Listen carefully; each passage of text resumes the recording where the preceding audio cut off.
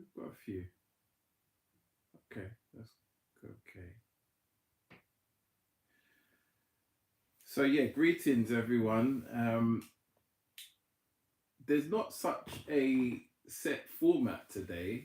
Just a few things really I want to talk about. Obviously, we are in that Passover season, so I want to talk a little bit about Passover. Find out what people are doing to celebrate the feast. Those of us who are, and what day you're celebrating it on. I just want to get some feedback from you. And then I want to talk a little bit about the 3 days of darkness because it is in the season of Passover, according to what we've studied. So I want to just talk about that and find if there are any sort of underlining feelings from the group as to if we're any closer to this particular event. Obviously we are closer because every day that goes past and it doesn't happen, we know we're a step closer, but just to see how people feel about it. One or two things that I've read comments elsewhere that I just want to kind of maybe go through and give some food for thought in that area. So yeah, the theme is really the Passover season, the first biblical month, which we are in now for a couple of days. So just want to really talk about that, and any other things that may come up. It's not a teaching as such. I'm not going to be using any slides today. Just be going through the word on my Bible, and you guys can obviously follow along if there's anything we need to clear up. So I think we'll make a start, and other people will join us. Sorry, I've seen in the comments somebody said one low. Miss D, are you saying that you can hear me but the volume is low? And what about everybody else? His lips, my heart. Shalom, my brother. Shalom to you too. Loud and clear, so you can hear me. So, is the mic audio okay, everyone? Or do I need to adjust something? Okay, it's better now. All right, great.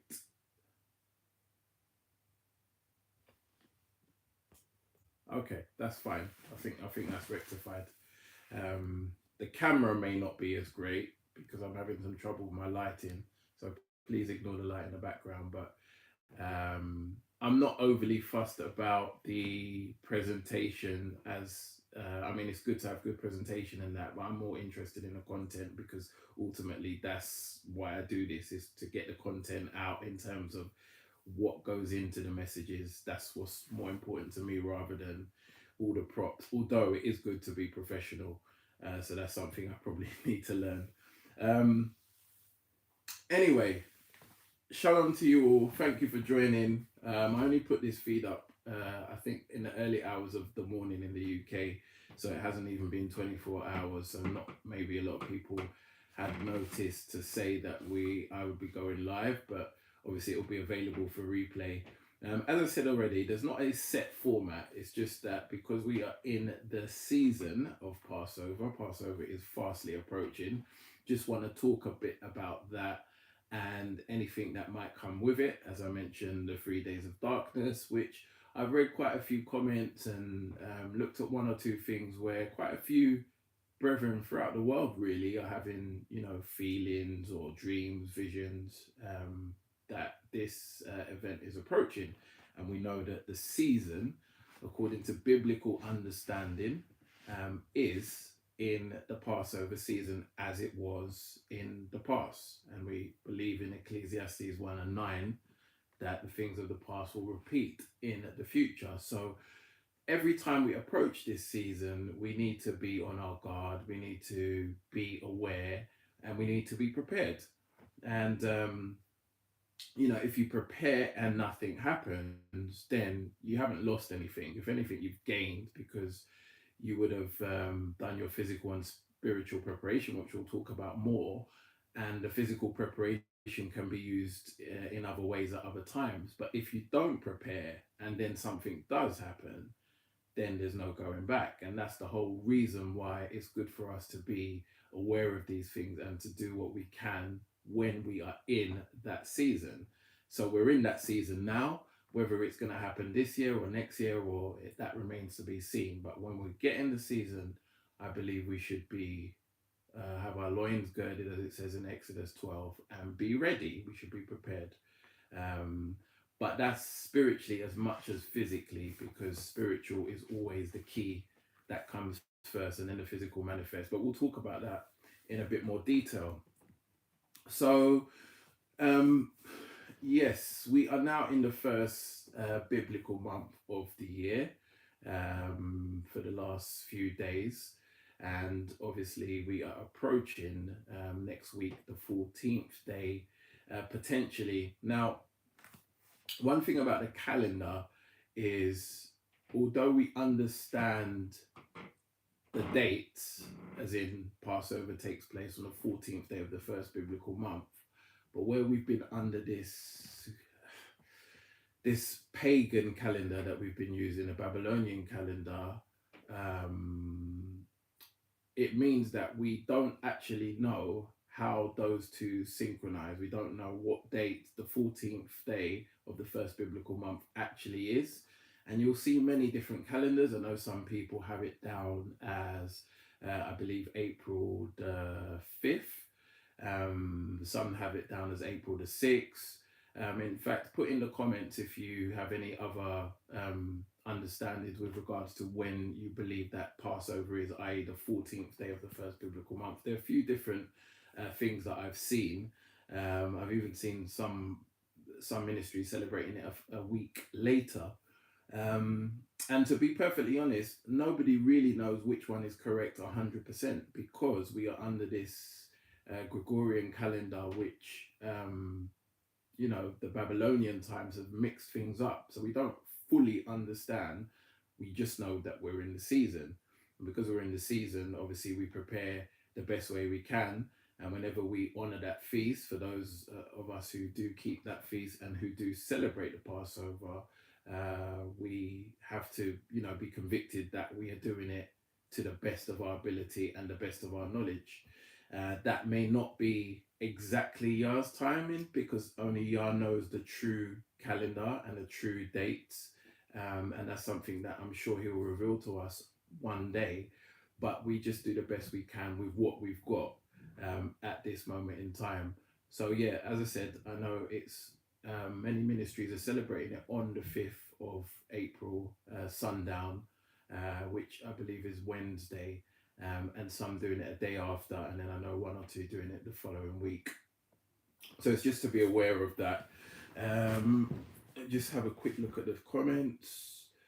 5th of April, yep. Night to be evening on the 6th of first day of unleavened bread, 6th of April, yeah. A similar thing that I've heard, 14th of, I've heard from, yep, again, thank you to Tiana. That's the same. I've heard very, very similar dates to what you've just mentioned in the comments. And that's the thing. We don't, nobody can say categorically that they know the correct date. You just cannot. So we just do the best we can with what we've got, and then by faith we trust that the Most High will receive and understand and direct us to how to perform the ceremony and when, because that's the key thing. So yes, we are in the first biblical month now. And when we enter the first biblical month, as per Leviticus chapter 23, the season of the Most High's festivals begin. And obviously Passover is the first one, and it's fastly followed by the days of unleavened bread, with first fruits included in that. And these things sort of come upon us quite quickly at this time of year. So it's good that we sort of understand these feasts and know what they mean, and it's good to practice them, but nobody can do them to the full potential of how they are supposed to be done. That is something that nowadays, especially living in the Western society, things are so different to what they did in ancient times. So we just do it to the best of our ability, the best of our understanding, but we ask the Most High for direction so that we do things, i.e., on the right dates, the right times, as He directs us to. Because that's what it's all about, really. It's all about trying to honor the Most High in the best way we can, based on the information He has given us. And over time, some things have been taken out, so there's a lack of understanding. There's some other feasts that would help us to actually know the timing of the calendar better, and we don't find those in the canonized Bible. So sometimes these things do prevent us, I suppose, from doing everything perfectly, but we just try with what we've got. And we don't always have to be in agreement with the dates and the specific times from a Gregorian calendar point of view, because we can't. But at the end of the day, when your heart is in the right place and you're spiritually prepared, I believe the Most High honors that, because He knows you're doing things with the best intention and not just doing it as a tick box exercise. And that's what I think is important. So, where will I start? I suppose let's talk a bit about Passover itself.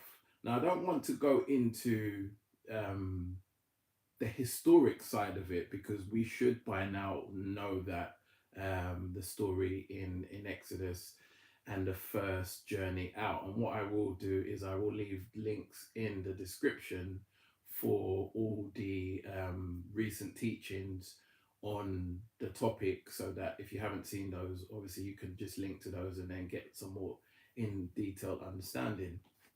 But I don't so much want to go into that. What I want to talk about more is the fact that because we are now in that season, I want to find out how people actually celebrate the feast. What do they do, and the reasons for doing it. Because if we understand that, then it means that we are doing something that is not a ritual, because a ritual is something that you just do for the sake of doing. We're doing something that has meaning. And if we understand the meaning behind what we're doing, those of us who celebrate Passover, it actually renews your relationship, if you will, with Messiah, who's the one that keeps you. Because Passover is only able to be done in the correct manner from a spiritual perspective, because of what He did, because of His sacrifice. It's what gives us the renewed hope to know that we're in covenant with Him, and that one day at the appointed time, His believers, because of His sacrifice, will be perfected, and perfected in the true sense of the word, that the Spirit will give us, the Ruach will give us that perfection at that appointed time.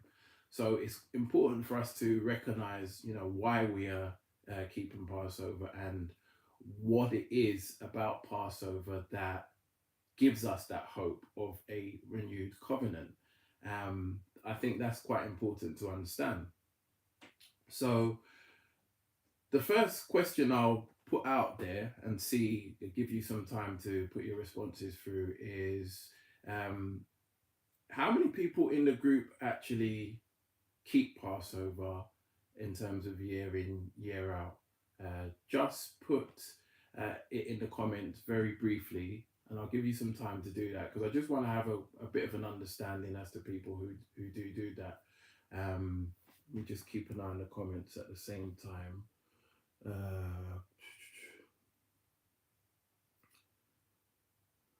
Unfortunately, we have Passover days wrong. Yeah, as I said, there are no conclusive dates aligning to the calendar that we currently operate on. It's just not possible. We just do not know. We know the dates that the ancients kept it, because it's in the scriptures, clear as day. But we don't know how those dates translate to the calendar that we use today. And these are the things that, Hasatan has done sneakily over time. And when it says in Daniel chapter 12 that, this man of sin who will shortly come on the scene will seek to change times and laws and seasons, in fact, Daniel chapter 7, sorry. Um, I mean, that is something that has already happened. It is happening and it is going to happen. So these are things that are deliberately being done so that we won't have this complete alignment, complete synchronization as a body. Because, as I say, nobody actually knows when the 14th day of the first biblical month falls. Nobody can truly say they know when that date is. Even with the best intentions of in the world that we have, we just can't know. So yes, there is going to be quite a bit of people out of sync when it comes to that. But what we should all be in sync with is the reasons why we are doing it and what it means. Not so much the actual date that we keep it on, because that synchronization is not possible under this false calendar that we've been forced to use. Um, so just having a quick read through the comments. Lorenzo Harris, this is the first year for me. Praise Yah, hallelujah. It's good that you've come into that understanding. Real Samantha Star usually celebrate it during the springtime, March, April. Okay. I'm not sure of the correct date, but to honor observing it as a biblical feast. However, spring in South Africa, September. Okay. Simply positive. This will be my first time keeping a Passover. I'm really looking forward to hearing how others celebrate it. Hallelujah. Praise Yah. Since 2008. Wow. A long time. That's a long time. Good. That's good. Okay. So I think it's fair to say there's a mixture. Some people first time, a few people been doing it for a while. I think for me it is maybe my 8th one or 9th one. So somewhere in the middle. But I think the key thing with Passover is, even though some people may not have kept it before, but the if they've understood Messiah and his mission, then I would assume that you would have a good understanding of what Passover is, although you may have the old understanding, i.e., Exodus 12, because that was said to be done as a memorial, to commemorate that forever. And at the time when the ancient Yasharelites were doing these things, they wouldn't have known that the reason they were doing it then was going to be renewed, and the true reason would be revealed when Messiah would finally come, give his life, his death, his burial, and resurrection. And they wouldn't have known that connection because that was some, I don't know, 1500 years prior to him arriving on the scene, something along those lines. So it's amazing, I think, how the Most High tells us to do something years in advance for a real meaning that's going to come not in your generation or the following generation. And he does that quite often. I believe even when Abraham was going to sacrifice Isaac, and it's in the Apocrypha. I can't remember the actual book. I think it's in Yasha, could be. But yeah, when he was going to sacrifice Isaac, it was on the 14th day of the first biblical month.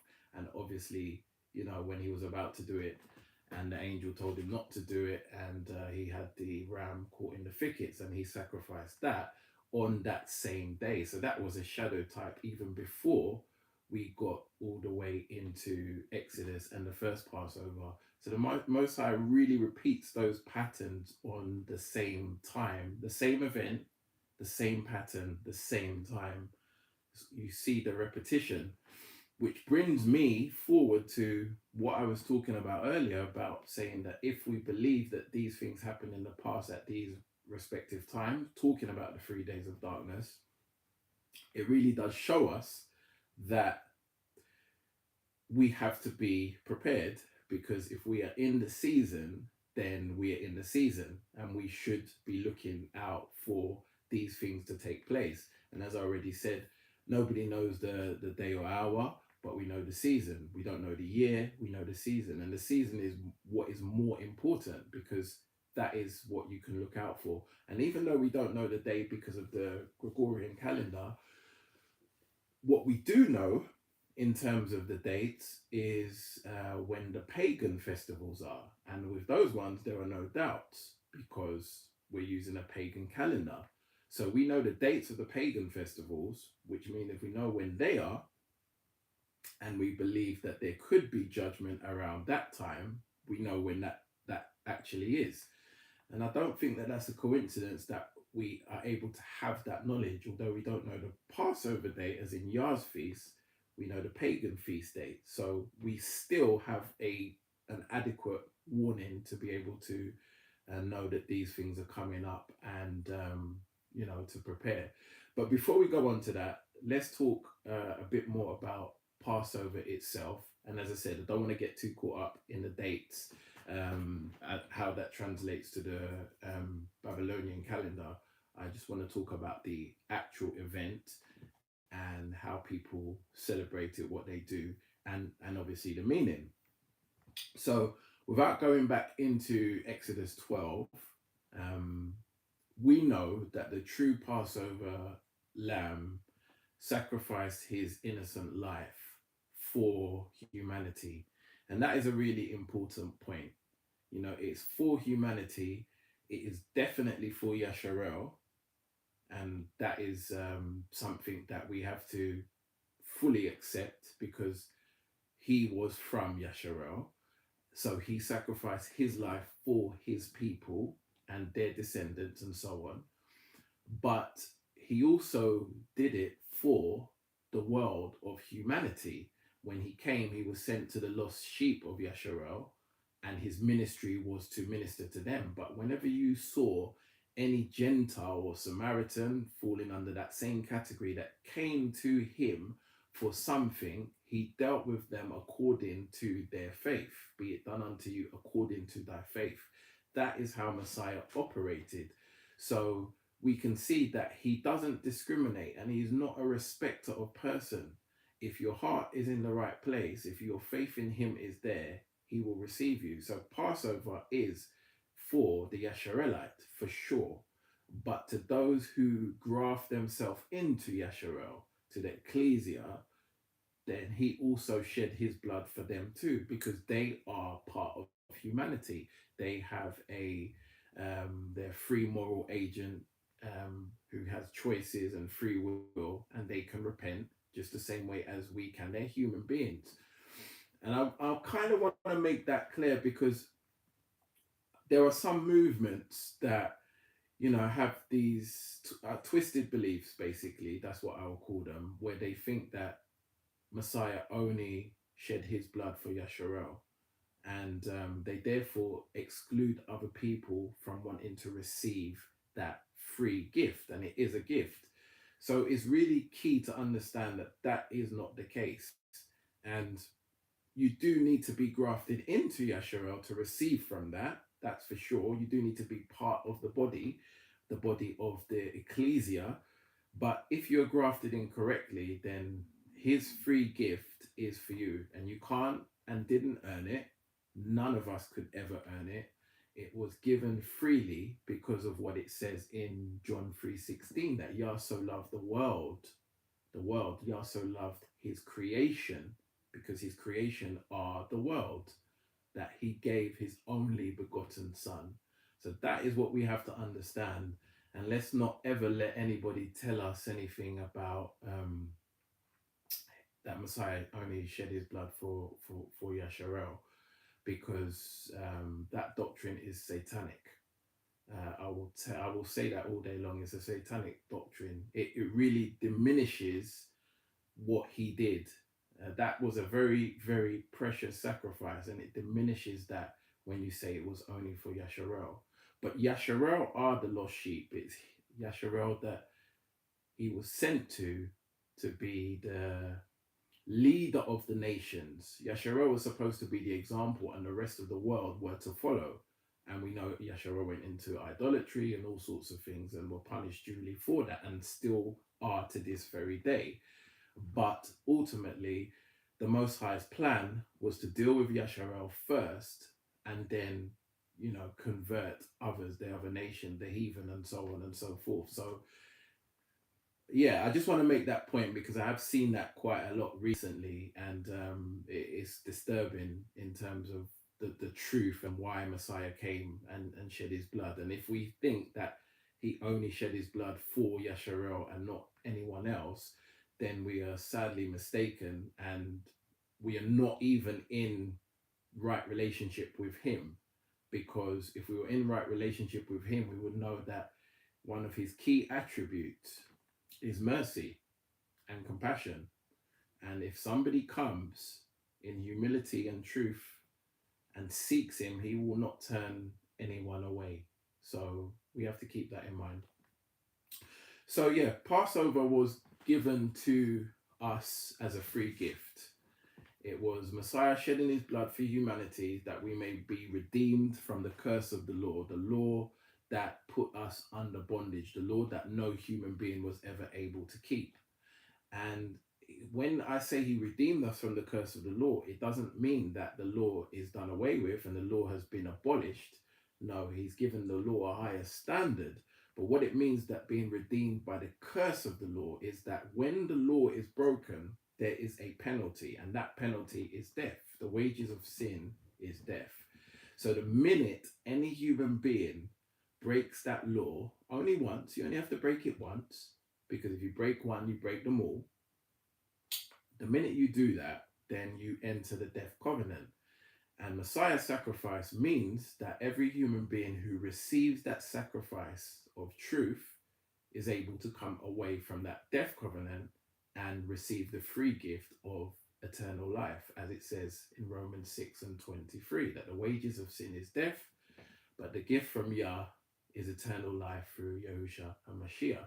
So that is critical for us to understand. It's a free gift, it cannot be earned. And that is what we do at Passover. We basically renew the covenant we made with him when we said that we would follow him, that we accept his sacrifice, that we are sorry and turn away and repent from those things that we did wrong, whether in ignorance, whether deliberately, whatever.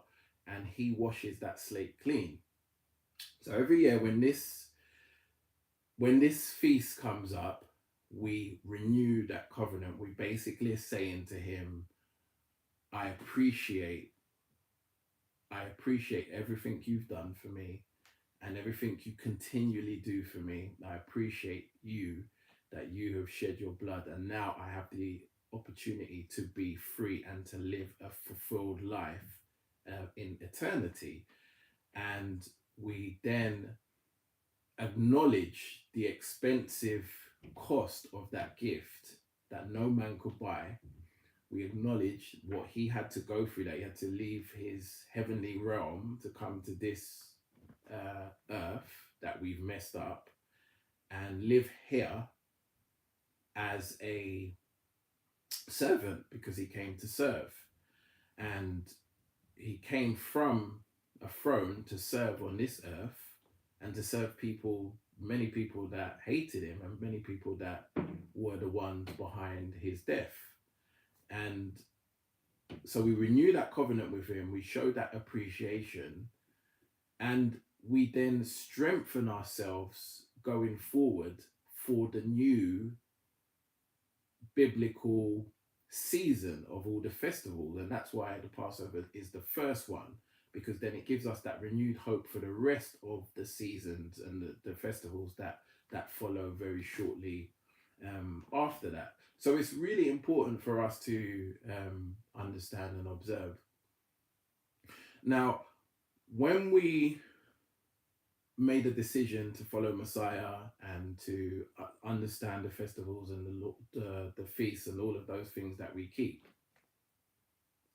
I think the key thing that we did at that time is we took a leap of faith, because for many of us these were new things, where whether it's your first year today or you've been doing it for years, um, the first time that you entered that covenant you may not have had that understanding. I know for me I didn't, and it was a case of I knew it was right because in my spirit I felt it and I saw it in the scriptures, so I knew it was correct, but I didn't have the full understanding.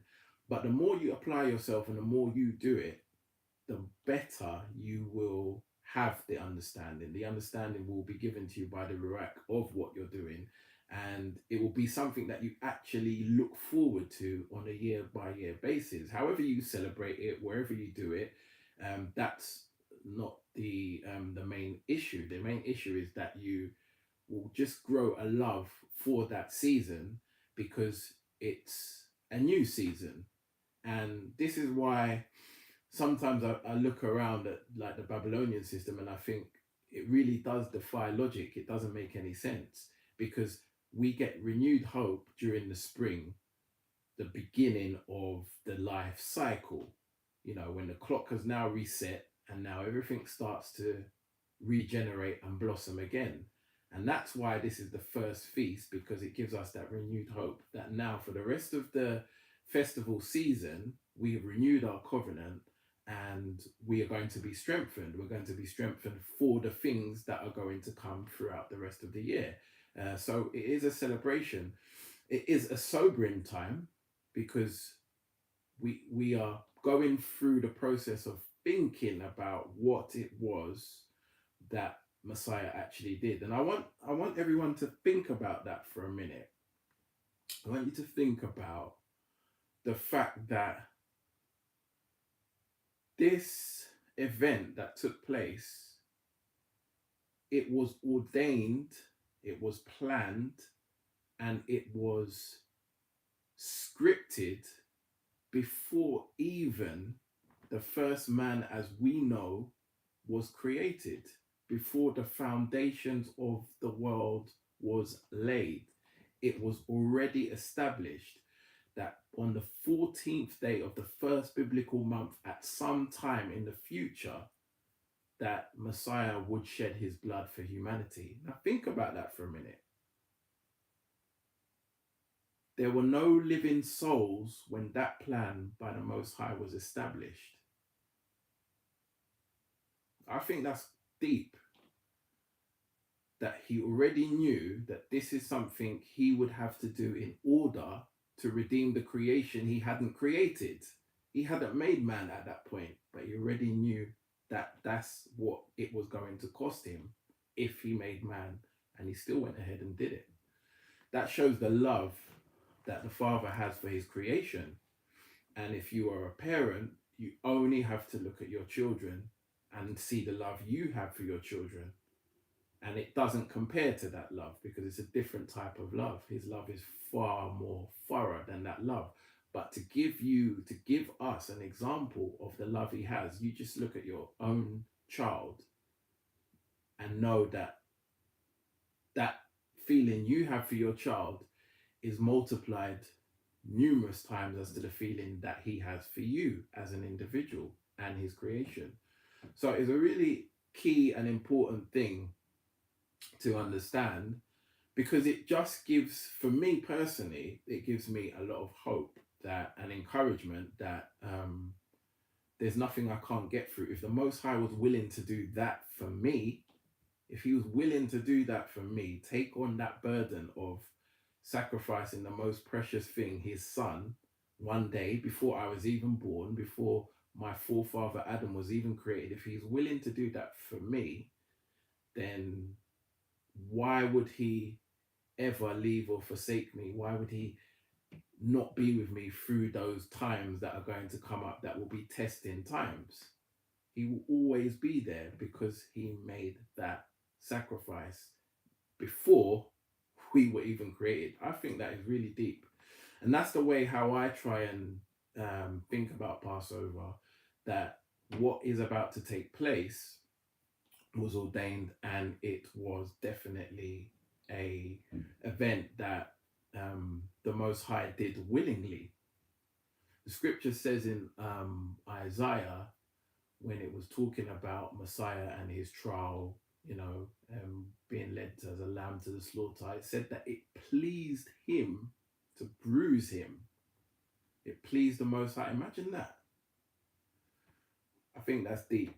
And these are the things I like to think about when I prepare for the Passover season, because it really does strengthen me. It really does make me think that even the trials and tribulations that I may have had in the past, maybe going through at the time and may be going to have in the future, it makes me realize that none of those things have anything on me, because the Most High did all of that for me.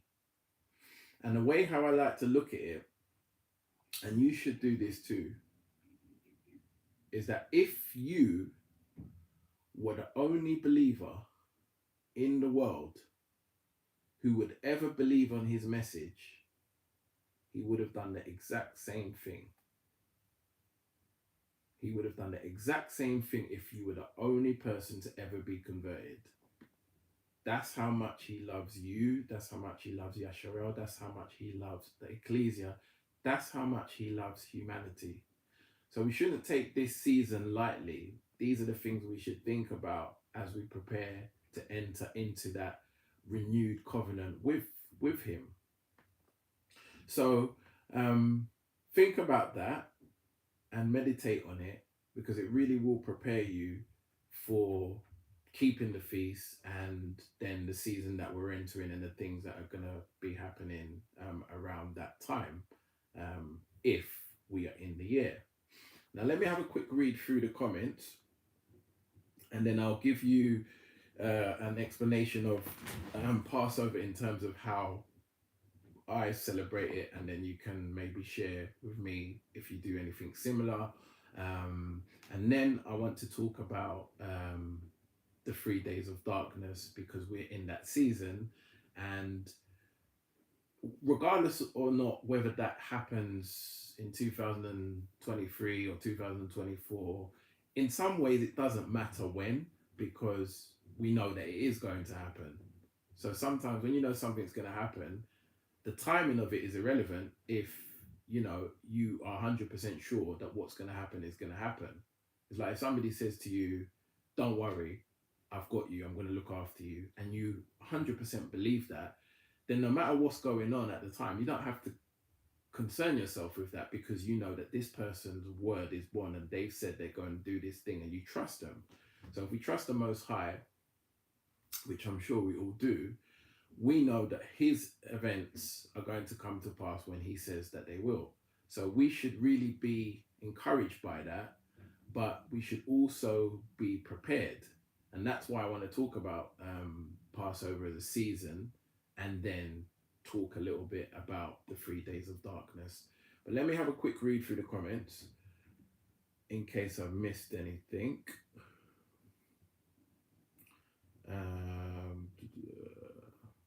How do I celebrate Passover when I'm the only one in my family who believes? Okay, how do I celebrate the Passover when I'm the only one in my family who believes I was told to celebrate alone? There'll be, I think that's leavened bread. Okay, yeah, it should be leavened bread. Leavening bread in the house and yeast. How do I honor the Passover? Okay, that's a good question. I'll come back to that. Been there before, they'll come around. Okay, I'm going to take the word that you're about to. I mean, that's a good answer, the real Samantha. I'll talk about that a bit as well, but that's a good answer. Does the law mean the 10 Commandments, or also include the restriction on certain foods? Kind of off topic, but maybe we can cover that.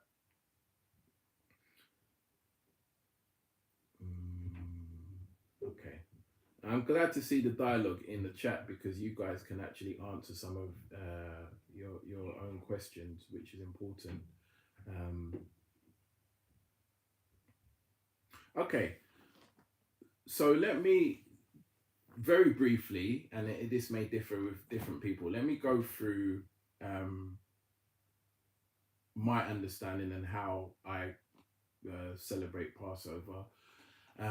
Traditionally, when I've been part of a church or an ecclesia, I've kept Passover as with the group, which would usually entail reading the scriptures, the gospels, especially talking about when Messiah was going to be crucified, and the Last Supper that he kept with his disciples, and how he talked about that they wouldn't understand what they're doing now, but later they would understand. That would be the feet washing, which you find in the book of John, and then receiving the elements of bread and receiving the elements of wine or grape juice, whatever you use. Obviously, as I say, the feet washing with your fellow brethren, and then sometimes there'll be a bit of fellowship and maybe one or two praise and worship songs, or um, just giving the Most High thanks. Usually it's a solemn event, but it's also a celebration because it is a feast. It is a festival. It is one of, as I said in Leviticus 23, the first festival feast of the Most High. So it should be celebrated. We should commemorate and remember Messiah's death, burial, and resurrection. But there should also be an element of being quite sober and serious with it, because it is a serious event. And as I said, I usually get myself in that mood by thinking about the things I mentioned about Messiah giving up his life for me personally, and would have done it if it was only me to be a believer. And it was ordained and done before the foundations of the world, before man was even created. That was already set in motion that would happen. So that's how I get my mind in tune for the serious or the severity of the event. And then reading through the scriptures, mainly Matthew chapter 26 is a good chapter to read. Reading also Luke chapter 22 or 23 actually, and also the book of John, where it talks about washing the feet, which is a very good, gives you the understanding of, basically really humbles you if that's something you've ever done. So that those would be the main sort of, I won't say routines, but those would be the practices that I would follow with a group of believers when I was in an ecclesia. If I'm not in an ecclesia or attending an ecclesia at that time, then it would be done with whoever in my family would observe it, or other brethren and friends that I know, which is what I will be doing this year. So it's best practice and definitely should be celebrated with others. But a good question was asked, that how would you do it? In fact, let me just read that question again. How do I celebrate Passover when I'm the only one in my family who believes? And there was a good answer by the real Samantha, that people will come round, just meditate on the word, eat Passover, give thanks. During 2020, when we had lockdown, I was in that position myself, and I was the only person in my household that was keeping Passover. And the way how I did it, I mean, I did pray about it, but I just felt that the Most High knows all things and he understands the situation. And I felt that he would honor what I could do to keep it the best I could myself, which was, I actually did feet washing of my own feet. And that might sound strange because we wash our own feet, or should wash our own feet every day or all the time. So it's not a new event. But in my mind, the spiritual representation was that if I was with another believer at that time, then they would have washed my feet and I would have washed theirs. But since there wasn't that person there, I saw myself, my 2 feet, as the representation that one is my foot and one is a foot of another believer. And the Most High understands the challenges that we have. He understands that we can't do everything perfectly because of situations and the place that we live in and the way how they have corrupted things to try and stop us, even in terms of the dates and all of these things. But when your heart is examined, because that's what this season brings, is an examination of the heart. When your heart is examined, he who reads the hearts will honor you according to the place your heart's in. So when you have that humility and that intention to do the best you can with what you've got, no matter how small, I believe that the Most High will honor that. And there will be a time when, through his Ruach, everyone will keep the feast perfectly at the same time, in the right way, on the right day, and there will be no issues with that. And that is to come in the future. But at the moment, when we are examined, when our hearts are examined, the Most High will basically honor where our hearts are, even if it is not done, you know, in a orthodox manner, i.e., in the correct manner, it will still be honored. So I think if you have the opportunity to keep Passover, doesn't matter how many believers or how many people you are part of, it doesn't make any difference. If your heart is in the right place, the Most High will honor you. And when talking about things like de-leavening, for example, if you're in a household where people don't keep it and there's loads of leaven everywhere, and you want to start de-leavening but you can't because the produce is not yours, I believe the same principle applies. If you have items that are yours and you start to de-leaven and remove those items, but leave other items that are not yours because it's not your house or other people bought their other products, I believe that the Most High will honor you because he sees your heart and your intention behind it. So it's important not to get too caught up on rituals per se, because rituals are sometimes will detract from the real meaning, but it's the examination of your heart that is the key when it comes to keeping Passover, and when it comes to knowing that what you are doing has a spiritual meaning, which is the fact that you are able to keep that feast because of what Messiah did. And one day, when you are by Yah's grace perfected, when you receive the full Ruach that he has put in you, the full portion of that Ruach, the true meaning of Passover will come to life, because that will only happen because Passover was made possible by Messiah. And if it wasn't for that, nobody would ever be able to inherit salvation. So the spiritual meaning is what is important, and that is how the Most High works. He examines your heart and he will honor it according to where he finds your heart, your humility.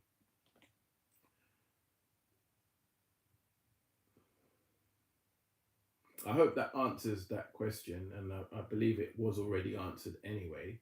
That was a good job of answering it. But yeah, we have to think about the heart side of things. So we are in that season. We're understanding what Passover means, why we're doing it. We do it to the best of our ability with our fellow believers, whether you're part of a church or an ecclesia, whether it's just your household, whether it's just a few groups of friends. Regardless of what date you're doing it on in terms of the Babylonian or Gregorian calendar, doesn't matter, because you do it to the best of your ability as to when the 14th day of the first biblical month is.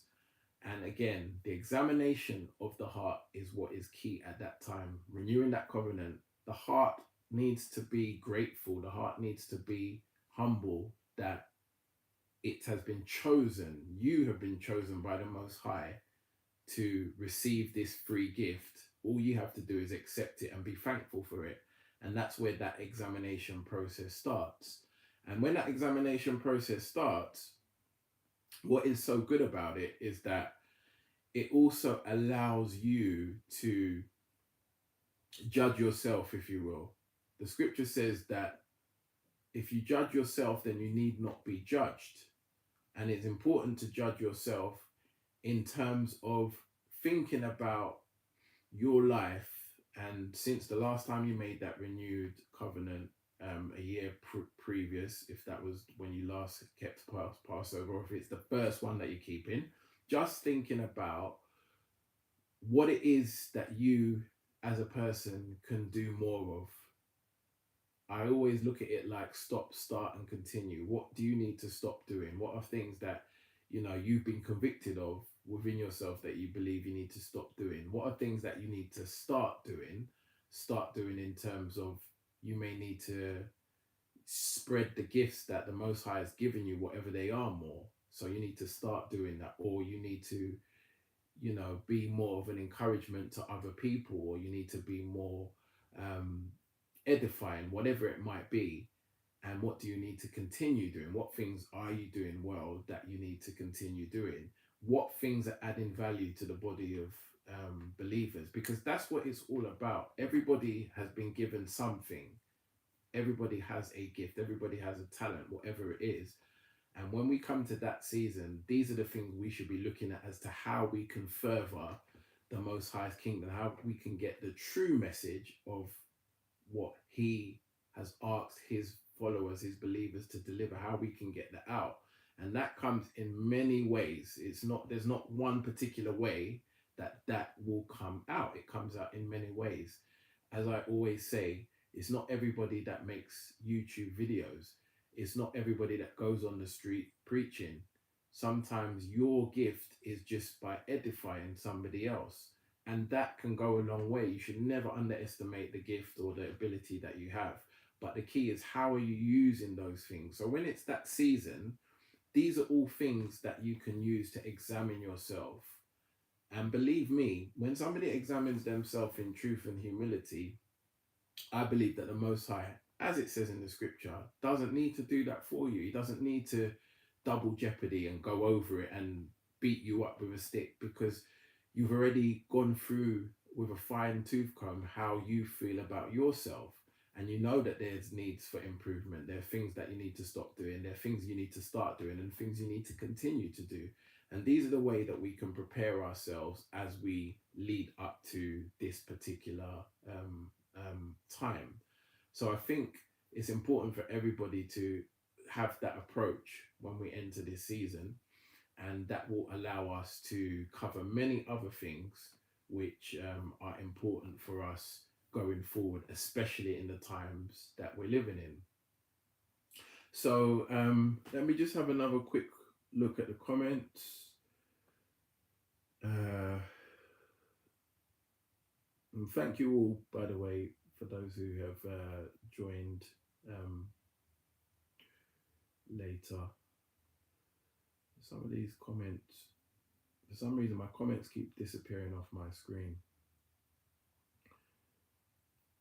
Where are we? Right.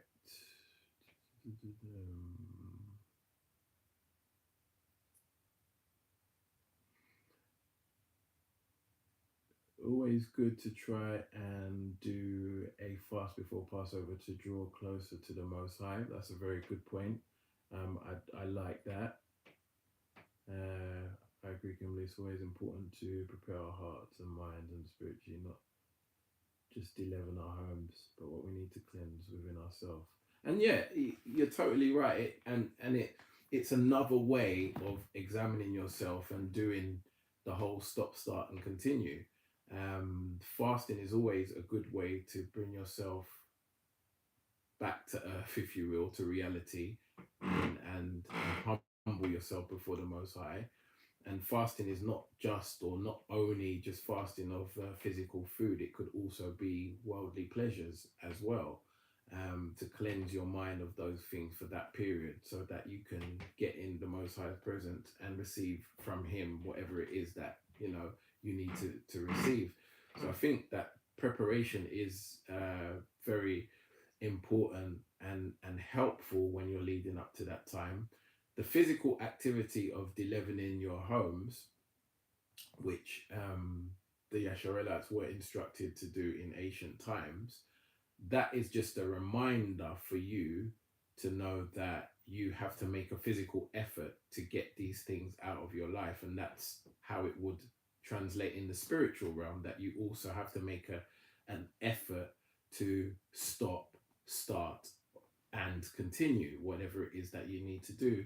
So those are quite important things to remember and to practice doing, because I think it gives you a good preparation to then enter into that feast with confidence that your renewed covenant is all good and accepted by the Most High, and then you are set up to go forward for the rest of the year, the biblical year. I mean, so yeah, that is very important.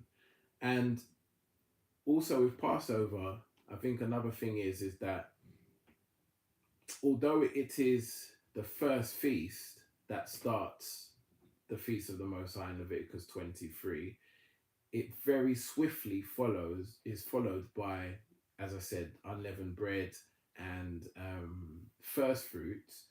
And these feasts also prepare you for the other festivals that take place later on, i.e. Pentecost, Shavuot, etc. So preparation is always key at the beginning of the season. And that's why I like that comment about, you can go into a fast before you actually get to the Passover itself, because it helps you to prepare the same way as deleavening physically is your physical reminder to spiritually prepare from deleavening also, using the stop, start, and continue technique, because that's something that I think works for me. Because sometimes we can be a bit hard on ourselves and we can say, I haven't met the standard, and none of us will meet the standard. We never do. But sometimes you can look at all your faults and your points that you need to do better on, and it can be a lot, and you don't actually recognize the things you are doing, because there are things that each and every person does well, and that the Most High would be pleased of if he was to give you an appraisal. But it's important to recognize those things where there are people that have the gift of edification and they edify so much, but they don't recognize it as a gift. They just think that it's just what you should do. And of course it is, but not everybody is able. So I think stop, start, and continue is a really good technique to be able to cover off the different areas of things that you need to do more of, that you need to stop doing, or that you need to continue doing. It's a good reminder, good way to prepare your heart and mind. So we've discussed what Passover is, how it affects us, what it means to us, and how we should keep it or celebrate it depending on the circumstance that we're in. It doesn't matter how big or how small you make it, because everyone is in their own unique circumstance. And if you are on your own and your heart is right with the Most High, you can still honor him by keeping it in the best way you can on your own. I believe he will honor it. I know when I did that back in 2020, the the overwhelming feeling I got was that you did what you could, and that was good. I had a feeling of peace when I did it, rather than, do you know what, I can't do it because there's no one around, because I'm on lockdown, I'll just skip it for this year. No, I think the Most High honors you by your intentions of the heart. And maybe if the Most High wills, I will do a teaching on intentions, because the Most High gave me some revelation about the intentions of man's heart and how he operates with your intention, not necessarily what you've done, but the intention behind it, which was quite a revealing message to me. But that's for another day. So we talked about Passover, what it is, what it means, how we keep it. We've talked about when we keep it, 14th day of the first biblical month. Don't get too caught up on the dates, because we know that the dates in the Gregorian and Babylonian Julian calendar, whichever one it is, they're all mixed up and so on and so forth. So forget about that. But we do it to the best of our ability as to the 14th day of the first biblical month with our group, whoever that group is, and we celebrate. And if we've got some food to break bread with, we do so. We rejoice, but also remembering the severity and seriousness of that event. And then we start to think now about going forward, what does that mean? Now, we know back in Exodus chapter 12 that after they kept the Passover, they left Mitzrayim or Egypt that night so that they could exodus. And as I've said, the things that happened in the past are the things that we expect, according to biblical understanding, that will happen in the future. Now, they may not be in the exact same way because it's not the method that has to be repeated, it's the outcome. And the outcome is what is always key. So we know that after Passover, people exited their captivity and went on their journey to the wilderness. And if we believe in the second Exodus, which we should, because it's biblical, it's scriptural, and if we understand that that has not yet happened, it was not in 1948 or 1967, it has not happened because the Most High Yah has not yet regathered his true seed of Yasharel. But if we understand that that did happen at this appointed time in the past, we expect to see it happen at some time in the future. We also understand that there were various judgments that the Egyptians fell under because of them holding captive Yah's people. And therefore, we know that in the future, when Yah is going to exodus his people, his true seed, back to their lands, back to the separated part, the wilderness, we also should understand that he will do the same thing, that there will be a judgment on those that have held his people captive. And that judgment begins in Amos chapter 8. Because Amos chapter 8 talks about darkness coming over the earth at noon. And when the darkness comes over the earth at noon, although Amos 8 does not talk about the length of time, we understand from the past lessons that that darkness will be for 3 days. And obviously 3 nights. It will be for a solid 72 hours. So we don't know when, but we know the season. And if we know the season, then we are able to prepare for when that season comes, when that season gets to the place where we know that it takes place around the Passover season. So first we prepare for Passover because that is the event that gets us ready spiritually to then prepare for the potential of that year being the year that the Most High's judgment will come on this earth. So as I said at the beginning, there are a few ministries and a few people that have had various dreams and visions about things that they've seen. And you have to take these things with a pinch of salt sometimes because not everybody interprets their dreams, or even if people interpret them, not everybody is able to fully kind of know what the meanings are, or is it personal, is it collective, and all those things. However, sometimes you look at these things, and when they're coming from different sources, and you look at what's going on in the world at this moment in time, there was 1 or 2 events I saw today on news feeds that made me raise my eyebrow. You start to consider whether you are, you're in the season, but you start to consider whether or not you are in the year. And nobody knows that. But you and I would be foolish if we knew all these things and we approached the season, but just because we couldn't see it happen and we said, well, I don't even think it's this year, I think it's next year or in 2 years' time, so I'm not going to prepare. If we did something like that, we would be caught unawares and it would be our own fault because the information is in the word. We know what is going to happen according to the prophecies, according to the biblical patterns, and according to the revealer of all truth, the Ruach, who gives us the revelation of things that are going to come. So we are in the Passover season, therefore we should be understanding that we are also in the Amos chapter 8 season. And whether it's going to happen this year or not, at this stage doesn't really matter. But what does matter is the fact that if we're preparing for Passover, we should be preparing for that time. Now, with the 3 days of darkness, we understand that this was a judgment, or this in the past, in Exodus chapter 10, when the 3 days of darkness happened, we should understand that this was a judgment for Egypt because they held Yah's people captive, and it was limited to Egypt.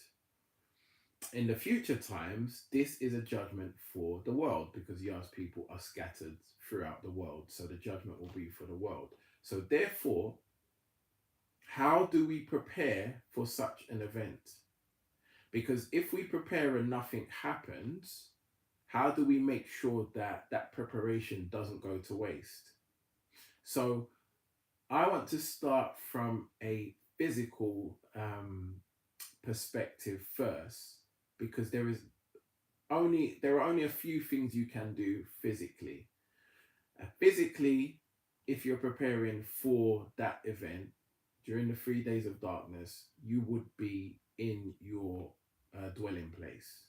And if you're going to be in your dwelling place, you would be there with your family. So you would have that arranged that your family would be in your dwelling place at the appropriate time. Now, as I said, nobody knows when Passover actually is according to the Babylonian calendar, but we do know when the pagan feast days are because they are in sync with their calendar. So when we know that that pagan first feast day, because remember Amos chapter 8, and in fact, just for clarity's sake, let me read it, because it's important to just fully get that understanding.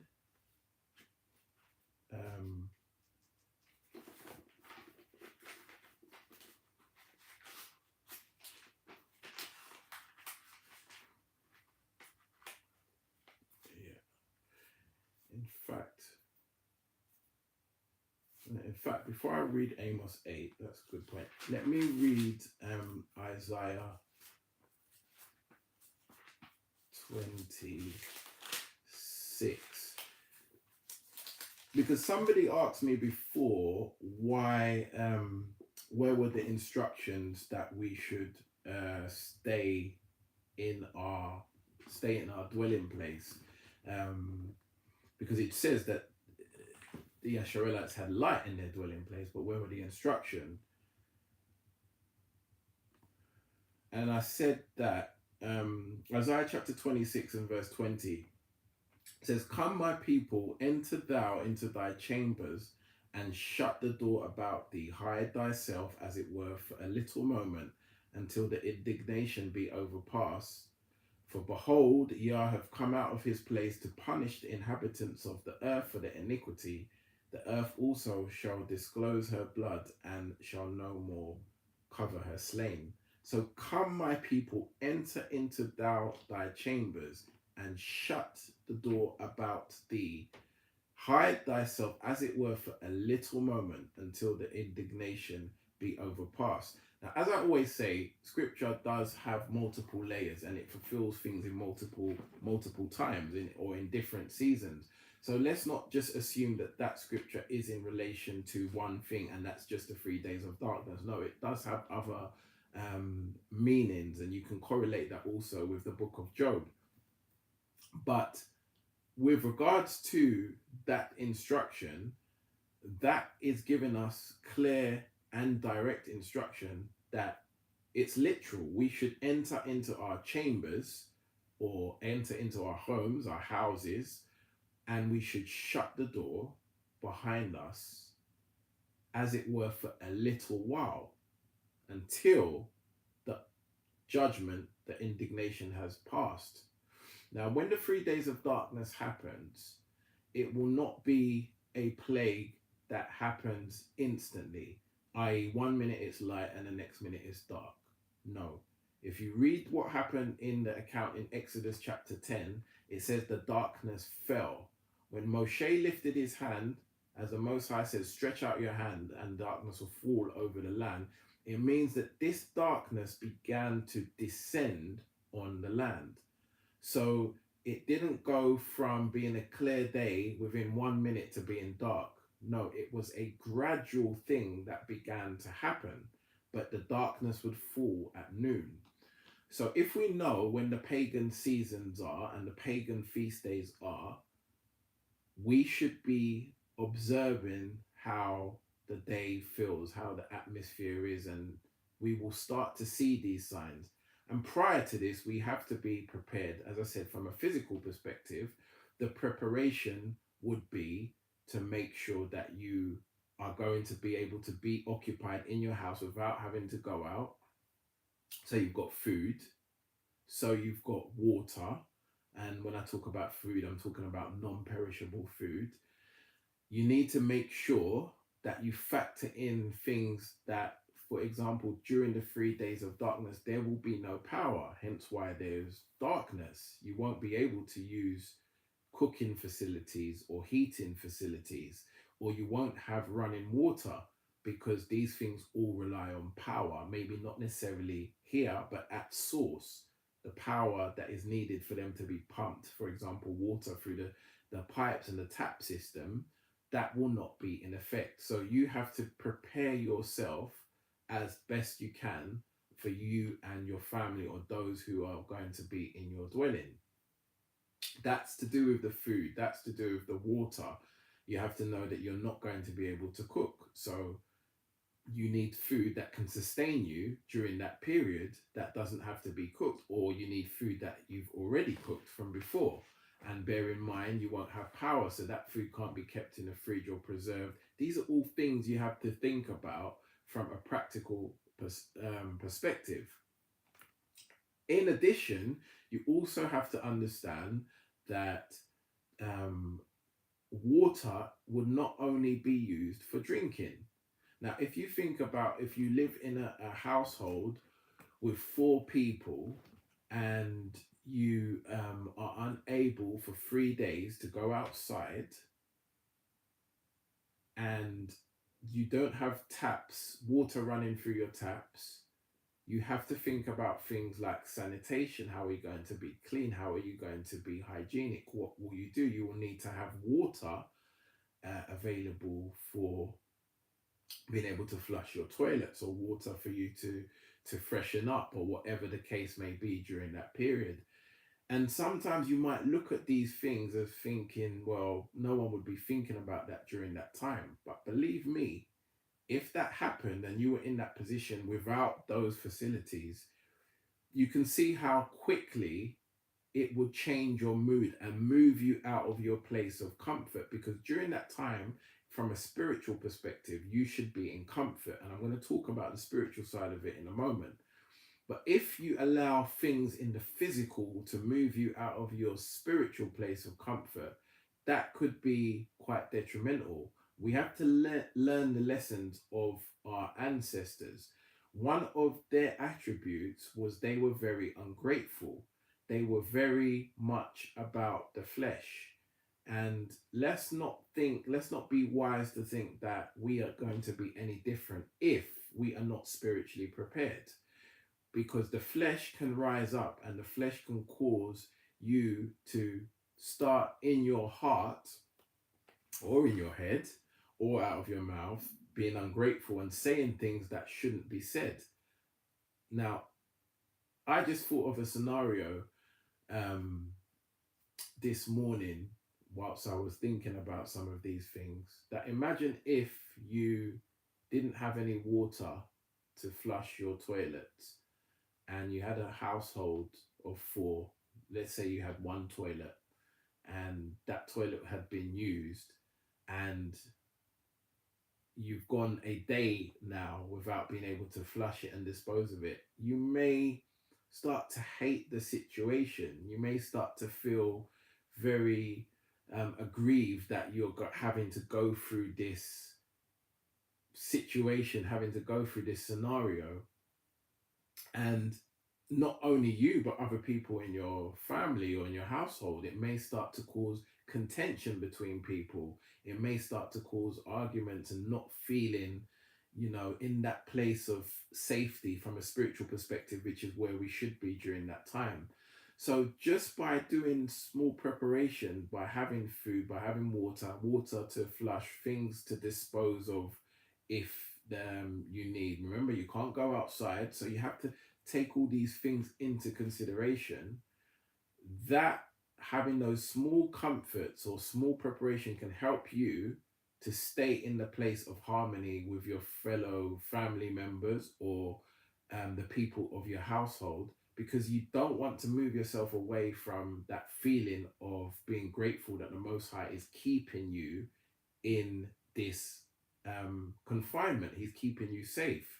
Because one of the things that did happen back in the day is a lot of those Yasharelites were mumbling and grumbling and complaining about trivial things, that they had no meat, that they had no water, that they should have stayed in Mitzrayim because there was plenty to eat. They started complaining and murmuring at Moshe and basically the Most High. And that was a grievous sin, considering that they had just been freed from slavery and oppression. So let's not think or be wise to think that we are better than them and that we wouldn't do those things, because sometimes when you're in a situation that is a bit uncomfortable, it can change your mindset. But if you prepare physically, then you can limit those things from happening from a physical perspective, because you'll be prepared for that event. I don't know if I'm making sense or if that is kind of clear, but the physical preparation is just to make that period as comfortable as it can be without you having to then be dissatisfied with the situation that you're in. As I say, the human flesh can rise up. So I want you to just think about that. These are some of the things that you need to take into consideration physically. There's an element of also having maybe candles. I don't believe electrical items would work, but there's an element of having candles and these things available. Now, whether they would work during that time, as in candlelight, whether that would work, I don't know. But what I do know is that if you buy them and have them prepared and you have matches to hand, it hurts nobody if they don't work. It hurts nobody if nothing happens and that day doesn't come, because they will just preserve and be kept for another time. But these are important things to take into consideration. And the physical preparation also shows the Most High that you're taking His word seriously, that you're not leaving it to chance, that you're not saying, I don't believe. You're saying, well, I do believe, so I'm doing what I can. And should things not happen, it doesn't matter, because I know one day it will happen. So I think the physical preparation shows an element of your faith. Now, some may say, but I could just be spiritual and just believe in the Most High anyway, and He will keep me during that time. And yes, if your faith is at that point and that's what you're led to do, so be it. But I also believe that the Most High meets us at the point of where our faith is. And if we are diligent in the small things, then He knows that we'll be diligent in the bigger things. So He will also honor us in that regard. But physical preparation, to a degree, is important. And if nothing happens, your water can stay where it is or can go back where it was. It's not going to expire. You're going to use it. You're going to drink it. If it's waste water that you've kept, like tap water that you've just kept in containers, and nothing happens and the day passes or the period passes, you can just pour it into the sink. Like, you haven't lost anything. But to not prepare would not be wise. As it says, that if you fail to prepare, you will prepare to fail. And you have to have that motto when you are approaching these things. That's how you've got to look at it. If I fail to prepare, then I better prepare to fail, because that's how it's going to to work out when all is said and done. So the spiritual preparation now is key. We've looked at the physical, water, food, um, waste disposal, wastewater, light, candlelight, all of those sort of things. Have them to hand. Make sure your family know what is happening. Make sure that you're observing the day, knowing that the darkness will fall and not just suddenly just hit, but you're knowing that the darkness will fall at noon. Noon, we don't know, there's time zones everywhere, but don't get too caught up with that. Just think about noon where you are at the time, because the Most High has a way of making things work out. So just remember that. Those are the physical bits you can prepare. In fact, before I go into the spiritual, let me just have a quick read through the comments, because there's quite a few gems in here that I saw. Oh, wow, quite a lot of stuff. Okay. Do not leave your house. Do not leave your house for absolutely no one. Okay. Yep. Do not leave your house. I prepared with food and water, covering also candles. That's good. Just be prepared every day with prayers. Yes, I agree. You'll need food for more than 3 days. Please consider the aftermath. Yes, that's a very good point. But also consider that the 3 days of darkness is the catalyst for end time events according to my biblical understanding. So if you understand what happens after the 3 days of darkness, then you may not even be around thereafter, because if the 3 days of darkness happened, in my mind, the second Exodus is going to then occur shortly after. But it would be wise to have preparation longer than that. I would agree with that. My first dream: stand on the roof of my car and tell the people to repent. Okay, some dreams. I'll come back to these and have a read through those. Have extra plastic bags to dispose. Yes, I agree with that.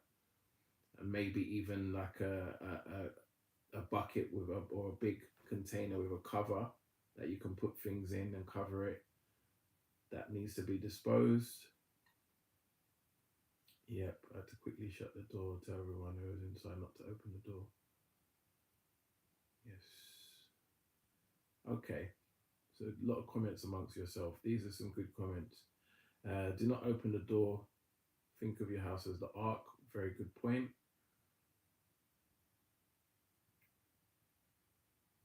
Okay.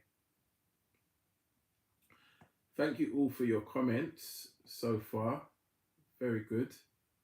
Loving the interaction between you all, and I'll read them all again. Obviously, once the stream is over, I always go through the comments and read them and reply on the replay if it's needed.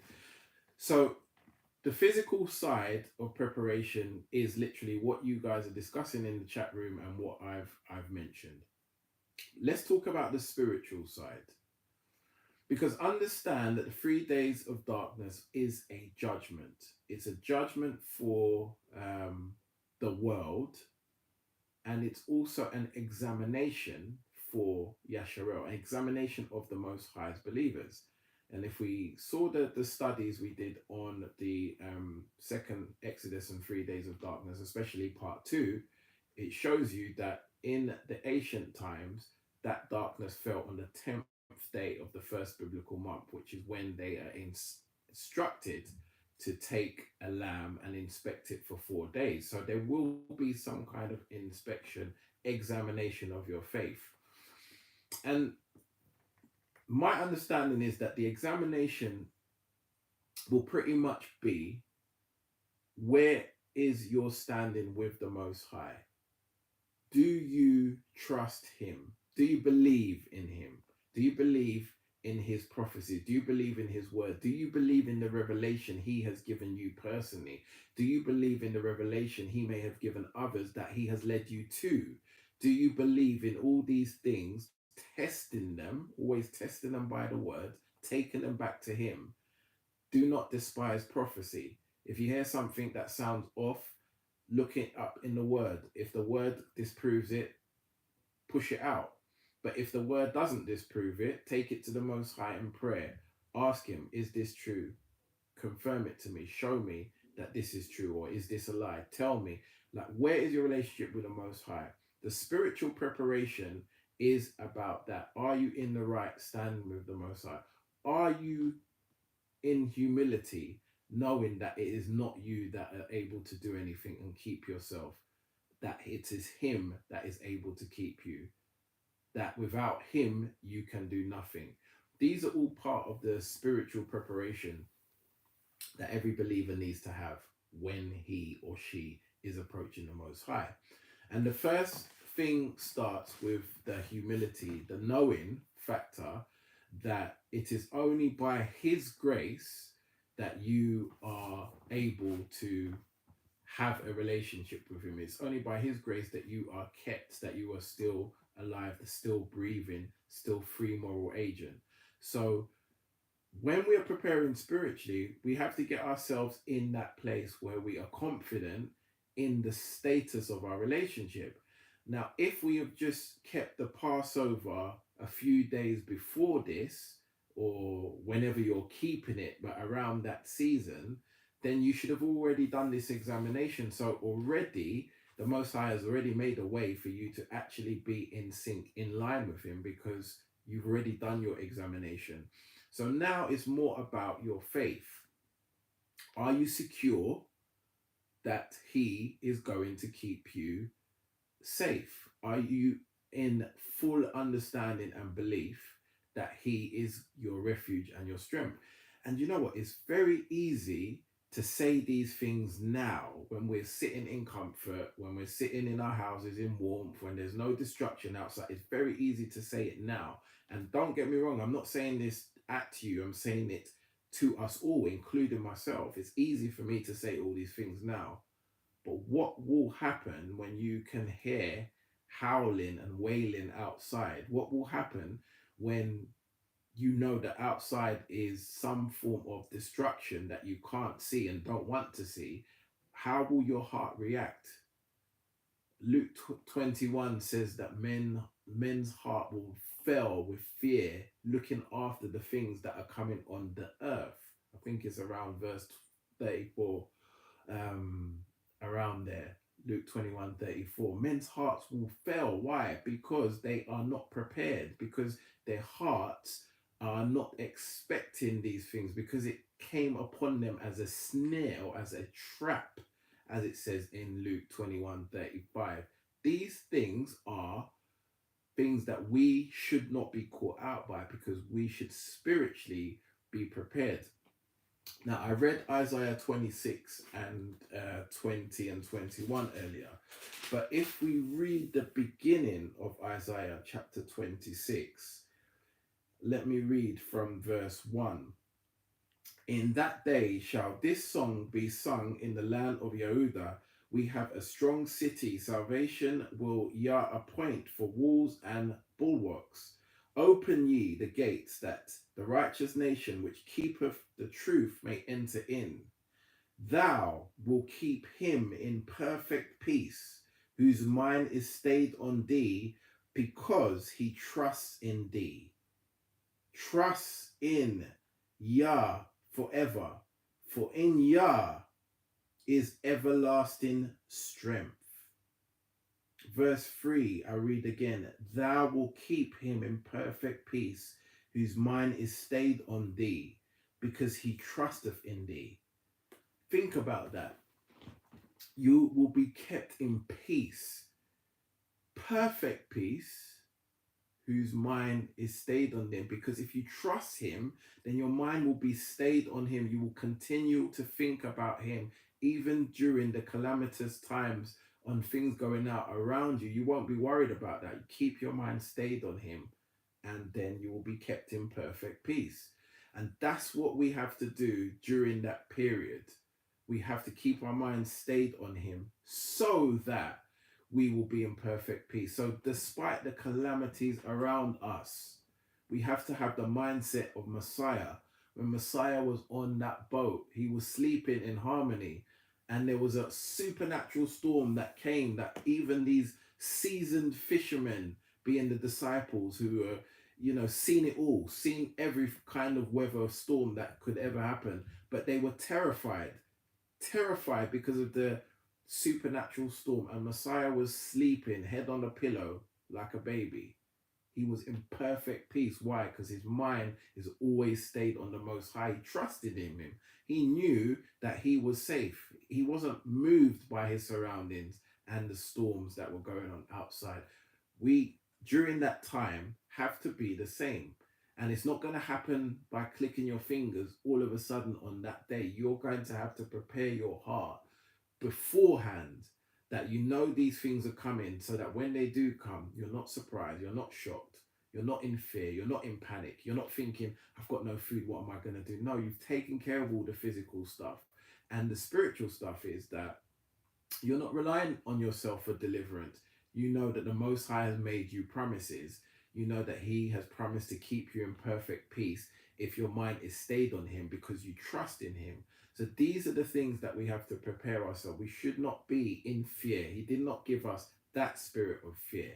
We should have that spirit of power, love, and a sound mind. We should know that the Most High is definitely keeping his promises. And if anything, if that takes place and we are in that spiritual place of peace and rest, we should also have a spiritual excitement and anticipation of what is to come. Because after that event, although there will be destruction and a lot of calamities everywhere, as it says in Amos chapter 8. I did say I was going to read that chapter. Let me go there. As it says that when we keep ourselves in that position, we are going to know that the Most High is going to do something miraculous after that.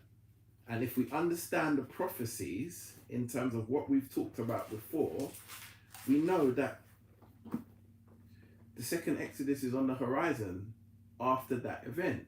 And that is something that every believer of Yasharel and every believer of the Ecclesia should be looking forward to, because Babylon has fallen. Babylon has fallen.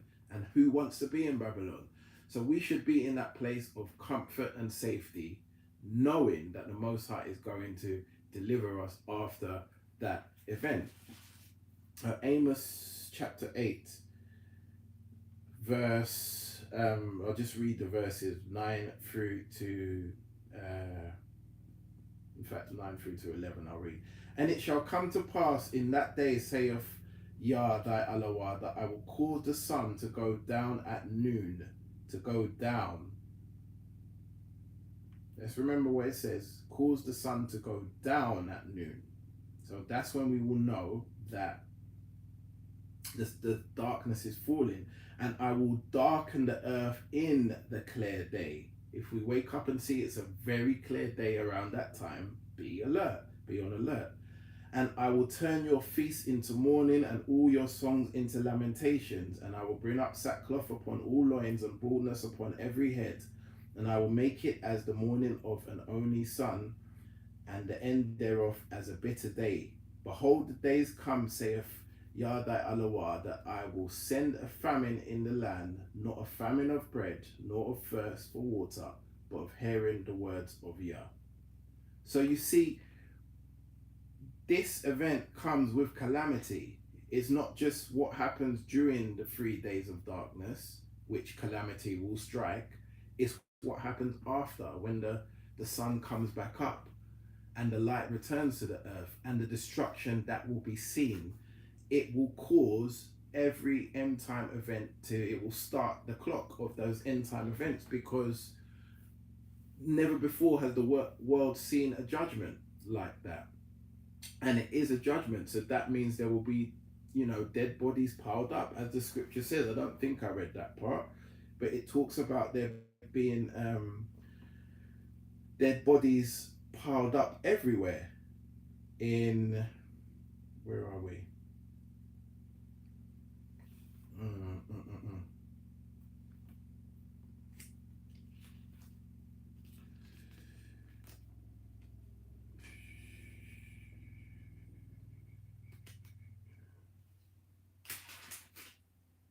Yes, sorry. So if we see where it says about turn your feast into mourning, your songs into lamentation, bring up sackcloth upon loins and baldness upon every head, and make it as the mourning of an only son, and the end thereof a bitter day. Behold, the days come, saith Yada Aloha, in the famine of the word.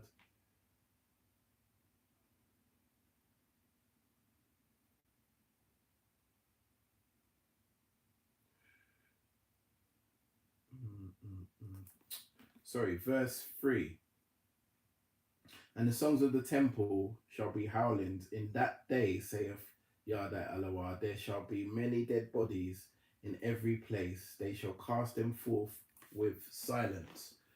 I didn't read that far in verse 3. So, yeah, there is going to be calamity when this event happens, during it, but you won't be able to see it because you're inside. But when the darkness goes and the light returns, there will be destruction and it will be chaotic, and that will be the beginning of the end time events. Never have those things been seen, but we also know that the deliverance will be drawing nigh when this happens. So it should be an exciting time.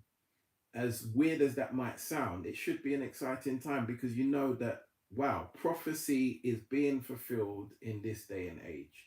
And that means I'm part of this prophecy. And I know that the Most High's promises that He has made to exodus His people out of the Babylonian system and land will come to pass. So, spiritually, when we're preparing, we should be in a place where we have a level of excitement and a level of comfort that the Most High will keep us, and a level of being calm and knowing that what it says in Psalm 23, that even though you walk through the valley of the shadow of death, you will fear no evil. Death is all around you. You'll be in your chamber, but death will be all around you. This is a judgment of a spiritual proportions. And that is why there will be death, because there will be spiritual forces, not of Yah, that have been released on the earth during that period, and they will cause carnage and destruction. But if you know who is your deliverer, you should not be panicked and you should not be worried. And that's where the examination will come. And that's where the preparation spiritually is going to be key. That we get ourselves in that place of safety now. That we start meditating on these things. We start examining our relationship with the Most High. We've done our Passover. We've renewed our covenant. And now we are entering into a place of safety, a place of spiritual sanctification with the Most High, because we know that the promises He has made are relevant to us and our families. So the spiritual preparation is, again, mentioned before, the same way you can prepare for Passover with a fast beforehand. You could also do the same thing for this particular time. You can be prepared spiritually in terms of, okay, it says the Yasharites had light in their dwellings in that time, and we don't know how that light will be. Is it a form of a physical light or is it supernatural? We don't know. But let's just imagine, for whatever reason, you didn't have light, or let's just imagine for whatever reason I mean, we should all have physical Bibles, but let's just say you didn't have a physical Bible and you relied on your digital Bible, and your digital Bible wouldn't work because electronics won't work during that time. How will you read the word? How will you have the understanding? How will you be able to renew your strength and to strengthen yourself by reading the scriptures? You won't be able to. So think about having some scriptures in your mind to hand, to learning those scriptures off the top of your head. I mentioned on one of my videos that I want to learn Psalm 91 from start to finish. I don't know all of it, I know some of it, but not all. And I know there are people that do know it, and that I believe is brilliant, because that Psalm 91, if you study it, if you look at it from start to finish, it is talking about that event. Although King David, under the inspiration of the Ruach HaKodesh, was prophesying something. He was talking about something happening during his time that he went through, a challenge that he went through, and needed that deliverance and strength from the Most High. You read that line by line, you will see he's talking prophetically also about that darkness period. So that is a key psalm. So we need to have some of these things to hand. Physical Bible, great. Yes, we can read it, but can we learn them? Can we have them in our head so we can recall on them? We can say them out to ourselves, say them loud to our family, say them as a covering. These are all spiritual preparations that we should be doing. And if we can do these things, we will be in a better place, that when that time comes, that we will not be worried, we will not be frightened or afraid. We will be confident that the Most High is going to deliver us, because we've done our bit, we've done our preparation physically and spiritually, and we are now in right standing and calm about what is going to take place. Although it will be in the natural, a frightening, terrifying experience, but we are operating in the supernatural. So we should have a supernatural level of calmness and just thankfulness that the Most High has kept us by pre-warning us and giving us the knowledge and understanding to be prepared and not to despise prophecy, and that in his mercy he has revealed to us, so we are already one step ahead than every other person. So I hope that is making some kind of sense. It's been on my radar to mention it, because we are in that season. And I'm gonna say it again. We don't know if it's gonna happen this year or next year or whenever. We don't know, but we know it is going to happen.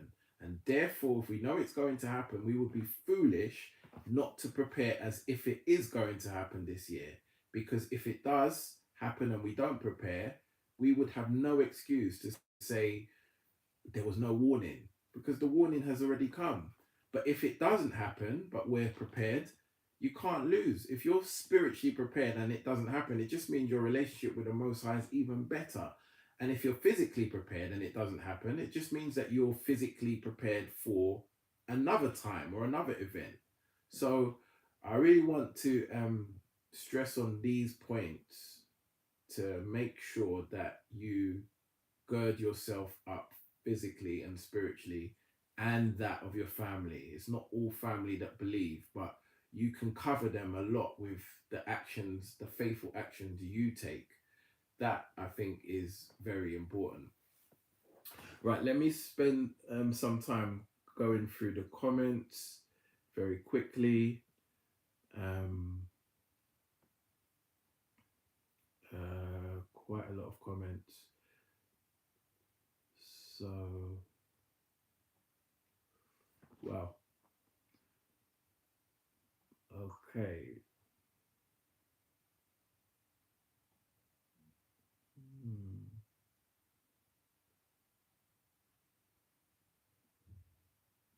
Right, as I say, I will come back and read some of them in a lot more detail once the stream is over. Okay, supernatural light, receive supernatural light from Isaiah chapter 60. That's arise and shine. Yeah, okay.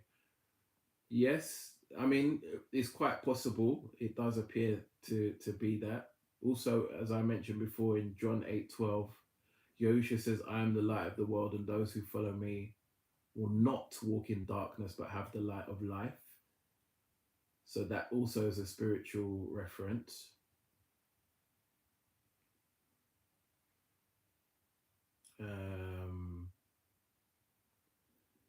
David Ben Israel, James 4:17.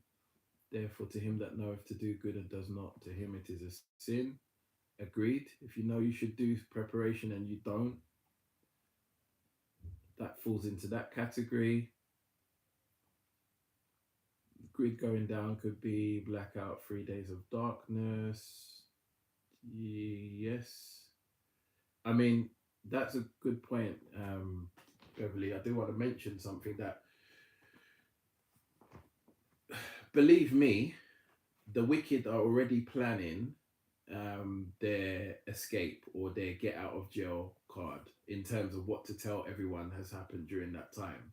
And there were a couple video clips that I was going to actually post, which I may do on the edited video before it gets released, which shows some of the things that they've been planning, because they've been mentioning blackouts for quite a while, worldwide blackouts.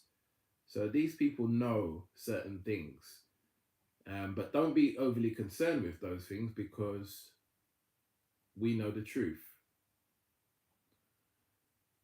Babylon has definitely fallen. Just heard of a possible major tsunami in the UK, and it reminds me of a dream I had a few years ago of London underwater.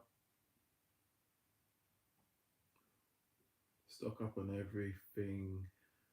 Stock up everyone on everything. Yep, for sure.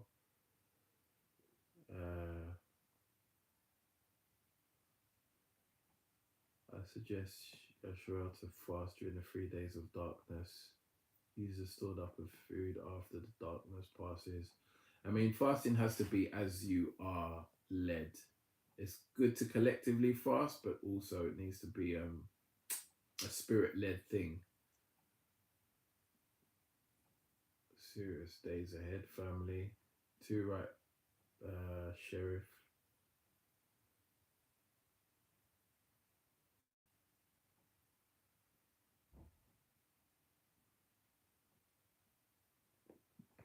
Acts 17:30, and the times of this ignorance Yehuda winked at, but now commandeth all men everywhere to repent.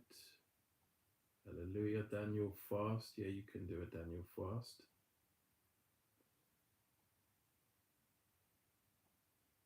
As I say, do as you were led when it comes to those things.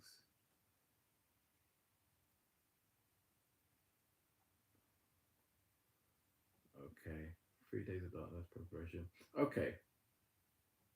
There's loads of comments. So, as I said, I'll catch up with some of them after.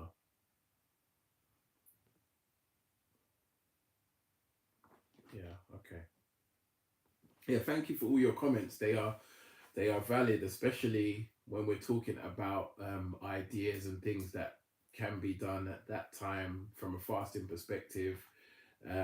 Definitely, as you are led, you must do. And collective fasts are good also, but we have to also understand individual circumstances as well. So you must do what you're led. And I believe that these times are basically the Most High having an individual relationship with his people, because each person will be examined as to where that relationship is. So that's why things have to be done from an individual basis. But if you can coordinate it collectively, even better too, because that will have power when two or three or more obviously are in agreement of the same thing. So I think from my point of view, that is kind of what I wanted to cover. It was just on my heart that as we approach the Passover season, although I had done some very in-depth teachings on these particular subjects, and again, I will leave those linked in the description, I just felt that as the time of each day was going past into this new biblical month that we're in, and remember, the new pagan month starts tomorrow, so it's even further urgency, because when the new pagan month starts, that's when their feasts start also in this month of April that will be approaching tomorrow. And I just felt that I should put it on your radar again in terms of preparation for Passover and also preparation for the event of that 3 days of darkness, should it be this year. Not saying it is, nobody knows that, but we would not be wise to prepare. And I really wasn't going to do a message or a teaching as such, but it was more of a discussion and just feeling to put it on people's radar, especially for, those with family who may not have that understanding, and what can we do to try and make sure that they are not caught out. But most of these things have to be done through how the Spirit leads us to do. There's not a one rule fits all, if you will. So it was just on my heart. I needed to put something out, I needed to have some kind of discussion, some kind of reminder that we are now officially in the season of the Passover season, and what potentially could come after. So you just have it on your radar and make sure you are prepared spiritually and physically. Both are important, but the spiritual preparation is obviously key, because that's what's going to be examined when it comes to that part. And don't forget about the physical, smaller things that I mentioned as well, because what you don't want to do is to take yourself away from that place of contentment and comfort by physical things that are causing a distraction. Like I said, if you don't have a way to dispose waste, and it then starts causing you to be agitated and takes you out of that spiritual place. We don't want to be there. We don't want to repeat the lessons of our forefathers, which was just ungratefulness that overtook them. We don't want to be there.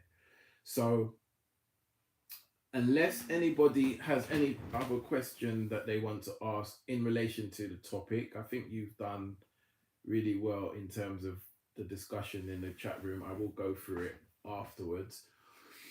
But unless there's any other questions, I think we can end the stream and just say thank you all for joining and your participation and for sharing gems. Keep the channel in prayer, keep myself in prayer, as I do also for you all, because we all need prayer, we all need encouragement. We are in serious times, and we are going through something we have never gone through before. Should these things happen at this appointed time, we are going through things that we haven't been through. So we need that extra strength and covering from the body of believers, from Yesharel. So keep me in prayer, as I will do to you.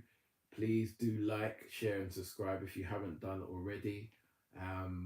It's important that these teachings, not necessarily this particular message, because as I say, this was more of like a reminder and more just putting it on your radar, but it's important that the teachings with comprehensive understanding using the scriptures go out to people that need them, because it is by faith that people come to believe.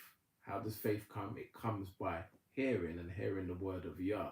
So we have to hear the word in order for us to get faith, in order for us to then believe. And Romans chapter 10 talks very much about that. So that's why I ask you to like, share, and subscribe, and to, really do your best with whoever needs to hear these words. Not specifically this live stream. The live stream wasn't really, like I say, for a teaching purpose. It was just to put things back on people's radar, because we are in the season. It would be irresponsible for me not to mention that, being the fact that I believe the Most High revealed these things to me a while ago. And although I've done the teaching, we have to still continue to sound the alarm. So thank you all for joining. The chat room remains open. Feel free to stay in there and talk, but I'm going to end the live stream. I hope you all have a wonderful Shabbat, and please, again, do like, share, and subscribe, and get the channel out to as many people as possible, so that they can also heed these warnings. To he who has ears to hear, let him or her hear. Yeah, bless you all.